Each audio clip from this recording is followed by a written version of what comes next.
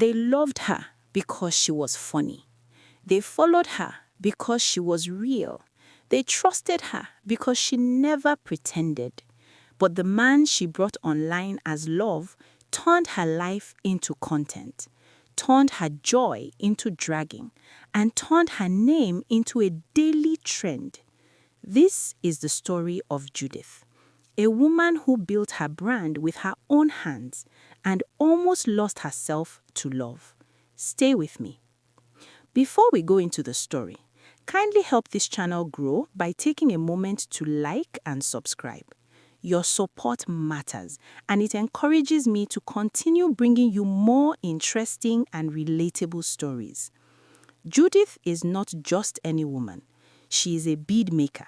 She is a businesswoman, and she is a content creator who built her brand from nothing.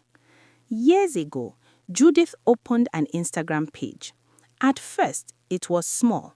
Few followers, few likes, but she stayed consistent. She posted her beads. She posted her daily life. She posted jokes. She posted real moments. Slowly, people began to notice her. Judith understood something early. She knew that people loved content they could relate to, especially women. So she made content that felt close, content that felt honest, content that felt like gist. She did not pretend to be perfect. She laughed at herself. She joked about herself. She showed her struggles. That was what made people love her. As the years passed, her page grew. 10,000 followers, 50,000 followers, 100,000 followers.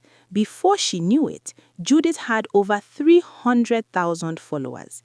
She was no longer just selling beads. She was building a community. She sold beads to people in Nigeria. She sold beads to people outside Nigeria. She sold beads to over 100,000 customers all over the world. Her business was doing well. People loved Judith because she was original. She never copied anyone. She never pretended to be someone else. She never envied another person's success. When her friends succeeded, she celebrated them. When someone did better, she supported them. She carried herself with grace. Judith was also very hardworking. She did not just sit online. She went to trade fairs. She paid for booths and attended exhibitions. She traveled for business. Some trade fairs went well. Some did not. But every time, Judith came online to share her experience. She told people the truth, what worked, what failed, what she learned. That honesty made people trust her more.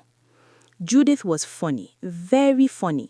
She joked a lot, she laughed a lot. She made others laugh. Sometimes she jokingly called herself Ashawo. Her audience laughed because they knew it was just fun. Nobody took it serious. Her followers even called themselves her students. Her comment section was always full of jokes, full of laughter, full of cruise. Many people said, if you are sad, just go to Judith's page. And it was true. Not everyone liked Judith. Some people said she was too loud. Some said she talked too much. Some said she was not acting like a woman should. But Judith did not care. She focused on her work. She chased her goals. She chased the bag daily. She did not allow opinions to stop her. At one of the trade fairs Judith attended, she met Eunice. Eunice was a fashion vendor, not just any vendor. She was a big fashion brand on Instagram, one of the first Nigerian vendors to hit 1 million followers. Her brand was built well. Her designs were clean. Her pieces were well made. Her brand was respected. Judith and Eunice connected almost immediately. They talked, they laughed, they exchanged contacts. Within a few weeks, they became very close. Not just friends, best friends. They supported each other openly online. Judith posted her friend's brand. Her friend posted Judith's beads. They commented on each other's posts. They hyped each other's work. It was a win-win situation. Their pages grew faster. Their visibility increased. Their businesses benefited. People admired their friendship. They clicked fast. This was not a friendship for clout. It was real. They talked off camera. They advised each other. They prayed for each other. Judith felt safe in that friendship. She did not know that very soon she would need that support. One day, Judith posted a video with a man. She introduced him as her boyfriend. His name was Moro. From that day, her content changed a little. She started making relationship content. She talked about love. She talked about visiting him. She shared how she went to his place, how she stayed for a few days, how she returned home. The content was plenty, funny, playful, romantic. People loved it. Because they loved Judith, they also loved Moro. They followed his page. They supported him. Judith tagged him in her posts, and his page grew. Moro looked calm. He looked gentle. He looked understanding. He even made a video to talk about Judith. He said people should not take her content serious. He said she was only joking. People praised him. They called him a good man. They said he understood her. Everything looked perfect. After a few weeks, Judith returned from Moro's place. Things changed. She started posting content that looked like arguments, small quarrels, subtle fights. At first, people laughed. They thought it was just cruise. But as days passed, the content became serious. The jokes stopped sounding like jokes. One day, Judith came online angry. She said Moro wanted her to change how she appeared online. She said he wanted her content to look a certain way. She also said his friends and family did not like her online personality. They wanted her to change. Judith was hurt. She asked questions. She said, "Who knew me before this page? Will you even want to date me without this fame? This content feeds me. This content pays my bills. This content takes care of my family." Those words hit hard. What started as a private issue became public. When all this started, one person did not leave Judith. Her friend Eunice. She stood by her. She defended her online. She supported her privately. She reminded her of who she was. She told her, "You built this brand. You should not change yourself for anyone." That friendship stayed strong. Moro suddenly became very active online. He started posting, explaining himself, throwing shade. The internet picked it up. Then another name entered the story, Matilda.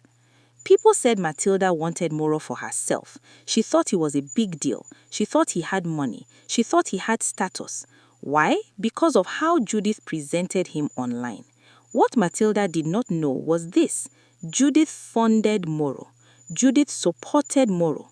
Judith packaged Moro. Without Moro, many things would not exist. After some time, the dragging reduced. Judith focused back on her business. But once in a while, she mentioned the issue. Each time she did, her page grew. Visibility increased. Engagement increased. Judith was still winning. Then one Sunday, Judith came online again, this time with shocking information. She said Moro always had a girlfriend. Their relationship was open.